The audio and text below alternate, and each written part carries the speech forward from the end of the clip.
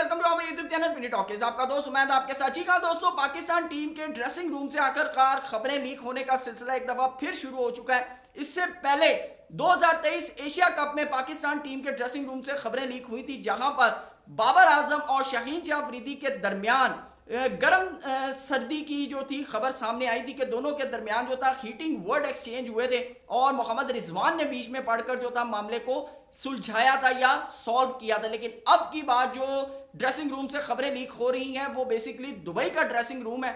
वही dressing room जहां पर पाकिस्तान टीम इंडिया से शर्मनाक हार के बाद पहुंची, तो पाकिस्तान टीम के साथ जो कप्तान हैं मोहम्मद रिजवान जब टीम हडल के लिए आए तो खिलाड़ी काफी परेशान दिखाई दिए। तो मोहम्मद रिजवान ने उनको दिलासा दिया और उनको कहा डोंट वरी, हार जीत गेम का हिस्सा है। अगर आप ये सोच रहे हैं कि आप इस चीज के बाद टीम से ड्रॉप कर दिए जाएंगे तो आप बिल्कुल भी परेशान ना हो। बेसिकली जो भी चेंजेस होंगी वो या तो सिलेक्टर्स लेवल पर होंगी या फिर कोचेस लेवल पर होंगी। प्लेयर्स का कॉन्फिडेंस देखें। और मजे की बात कि ये जो खबर इस वक्त सिलेक्शन कमेटी या पाकिस्तान क्रिकेट बोर्ड के पास आई है, ये बतौर एक प्लेयर के थ्रू आई है। ये एक प्लेयर ने कन्वर्सेशन जो है वो लीक की है। वो प्लेयर कौन है उसका नाम बिल्कुल सामने नहीं आया। और इससे पहले भी जो ड्रेसिंग रूम से खबरें लीक होती रही हैं वो यही बताया जाता है कि वो थ्रू प्लेयर्स ही होती हैं। प्लेयर्स जो हैं वो सिलेक्टर्स के तक या पाकिस्तान क्रिकेट बोर्ड की जो मैनेजमेंट है उस तक ये बातें पहुंचाते हैं। तो इसके ऊपर बात करेंगे, साथ हम आपके साथ बात करेंगे जो पाकिस्तान वर्सेस इंडिया मैच में डिसिप्लिन इशू का जो है सामने आया है शाहीन शाह अफरीदी और हारिस रऊफ को लेकर। बताया जाता है कि इन दोनों से कहा जा रहा था कि भाई आप यॉर्कर करें, लेकिन इन्होंने यॉर्कर नहीं किया और अपने माइंड के मुताबिक जो था बॉल करते जा रहे थे, जिसकी वजह से पाकिस्तान टीम जो है वो 242 का टारगेट जो था वो डिफेंड नहीं कर सकी। लेकिन जहां तक मोहम्मद रिजवान की बात है, अगर हम उस ड्रेसिंग रूम की बात को अगर मैच करें तो लगता बिल्कुल सही है। क्योंकि अगर आप पूरी टीम में से देखें ना, 15 के स्क्वाड में से, तो ड्रॉप कौन हुआ है? एक सिर्फ एक सऊद शकील ड्रॉप हुए हैं जिन्होंने 60+ रन की इनिंग खेली, कामरान गुलाम हुए जिन्होंने कोई मैच ही नहीं खेला, या मोहम्मद हसनैन हुए जिन्होंने पूरा जो है चैंपियंस ट्रॉफी नहीं खेली। क्या अपडेट्स आ रही हैं, तमाम चीजें आपके सामने रखेंगे। चैनल पे नए आए हैं तो इसको सब्सक्राइब करें, वीडियो पसंद आए तो लाइक भी करें और कमेंट सेक्शन में अपनी कीमती राय से जरूर आगाह कीजिएगा। दोस्तों, हमेशा से जब 2023 Asia cup, 2023 world cup, T20 world cup 2024 और चैंपियंस ट्रॉफी 2025 कंटिन्यूसली तौर पर 4 मेगा इवेंट, जिसमें से 3 आईसीसी के और एक एशिया कप का जो इवेंट था, पाकिस्तान टीम ग्रुप स्टेज से जो है वो बाहर होती आ रही है। और उसके पीछे जो सबसे बड़ा रीजन है वो यही है कि ये जो हमारे प्लेयर्स के पास कॉन्फिडेंस है कि भाई हमारी परफॉर्मेंस जैसी मर्जी हो, सानू टीम इचो कोई नहीं कर सकता। ये जो प्लेयर का कॉन्फिडेंस है ना, इसी कॉन्फिडेंस की वजह से आज पाकिस्तान टीम इस नहज के ऊपर पहुंच चुकी है कि सुनील गावस्कर साहब, दुनिया के बड़ी बड़ी टीमें ये दावे करती हैं कि हमारी जो सी टीम है ना वो वनडे और T20 के अंदर पाकिस्तान की मेन टीम को हरा दे। यही वजूहात हैं कि हमारे प्लेयर्स के अंदर आज इतना ज्यादा कॉन्फिडेंट आ चुका है, इतने ज्यादा कॉन्फिडेंस हो चुके हैं कि भाई हम अगर किसी मैच में एक 100 भी ना करें, एक 50 भी ना करें, और अगर हम मैच भी ना जितवाएं तो कोई फर्क नहीं पड़ता, हमारी जगह टीम में पक्की है। तो वो जैसे कहते हैं ना, डाटा बहुत है, तो इसी तरह इनको भी कॉन्फिडेंस बहुत है।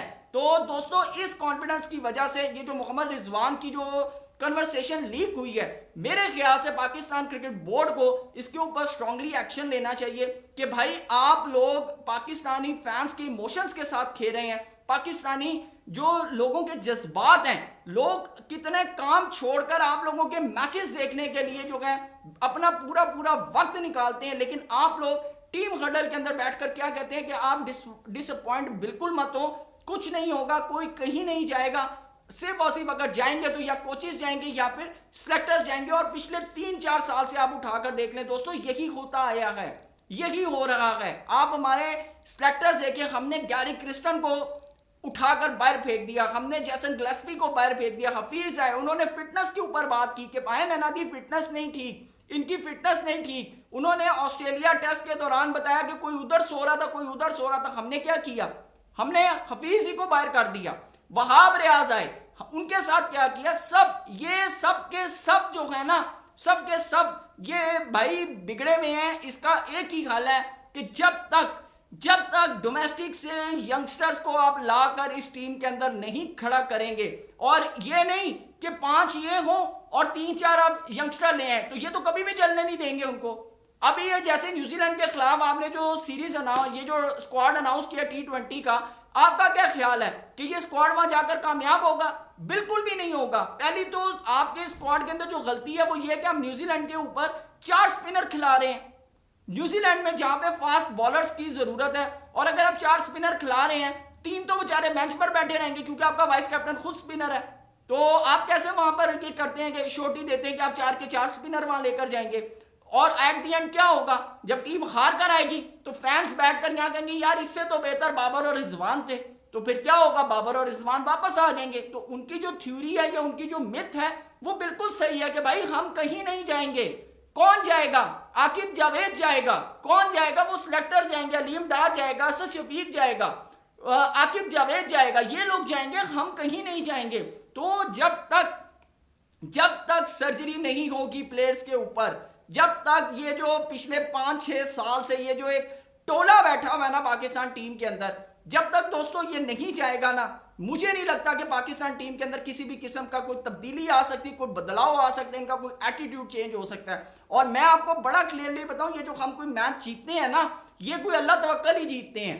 मैं आपको हकीकत बता रहा हूं, क्योंकि हमारे पास ना तो मैच गेम अवेयरनेस होती है, ना हमारे पास किसी किस्म की कोई प्लानिंग होती है, ना ही कोई स्ट्रेटजी होती है कि हम किसी स्ट्रेटजी के तहत किसी प्लेयर को पकड़े, किसी स्ट्रेटजी के तहत किसी टीम को पकड़े, या हमें यह पता हो कि इस टाइम के ऊपर हमने ये चीज करनी है। हमारे पास एक रटा रटाया एक जो है, हमारे पास एक पूरा प्रोग्राम पड़ा होता है। पहले 6-7 ओवर फास्ट बॉलर से करवा दो, उसके बाद एक फास्ट बॉलर एक स्पिनर लगा दो, उसके बाद मिड में फिर स्पिनर लगा दो, एंड में फिर वही जो स्टार्ट के फास्ट बॉलर होते हैं वो उठाकर लगा दो। और उसके बाद देखो, या तो अगर हमने हमारी बल्लेबाजी में कोई बल्लेबाज फखर चल गया, या अगर बाबर आजम चल गया, या सलमान अली आगा चल गया, या अगर रिजवान खुद चल गए तो ठीक है, नहीं चले तो क्या होगा कि भाई हम मैच नहीं जीते तो हमने लर्न कर लिया, ठीक है ना, हमने सीख लिया। ये एक सिंपल सी एक स्टेटमेंट है। और जहां तक बात है शाहीन और हारिस के ऊपर, भाई मैं तो आपको बड़ा क्लियर बताऊं, आपके डोमेस्टिक के अंदर इस वक्त आकिब जावेद है, मोहम्मद अली है, उसके अलावा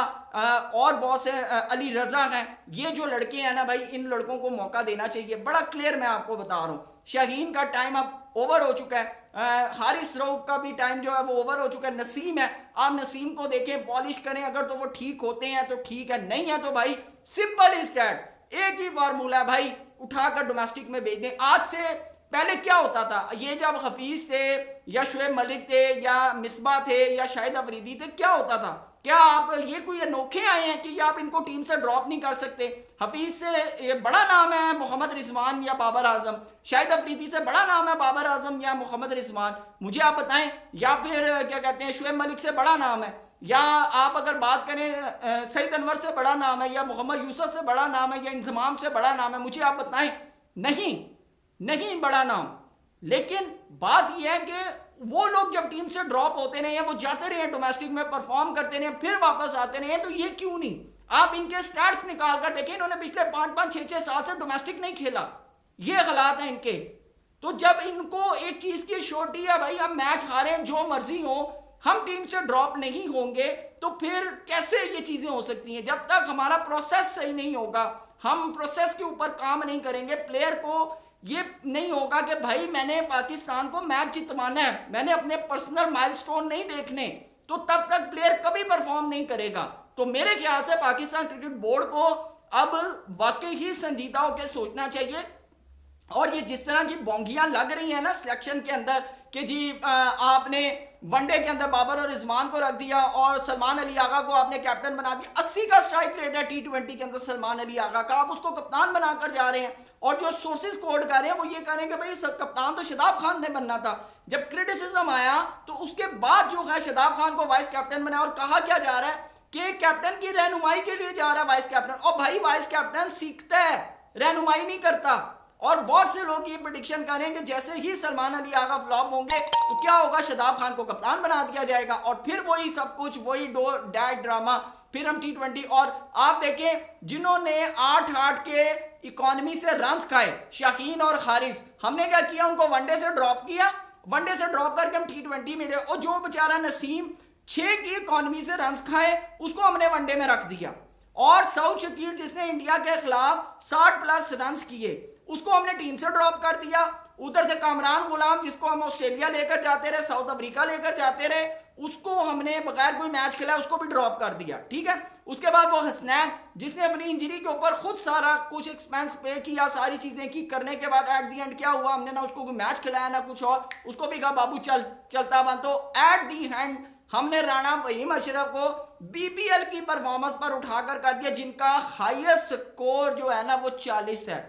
40 है भाई उनका, जिसको हम बेहतरीन ऑलराउंडर कह रहे हैं। और अगर आप दुनिया में बेहतरीन ऑलराउंडर देखें तो बेहतरीन ऑलराउंडर हार्दिक पांड्या भाई ये। और अगर आप न्यूजीलैंड के अंदर आप बात करें तो उनके जो रचन रविंद्र हैं, आप उनके वो जो कैच पकड़ता है बड़ा जबरदस्त किस्म का, उसका नाम मेरे इस वक्त जेहन में नहीं आ रहा, तो वो है।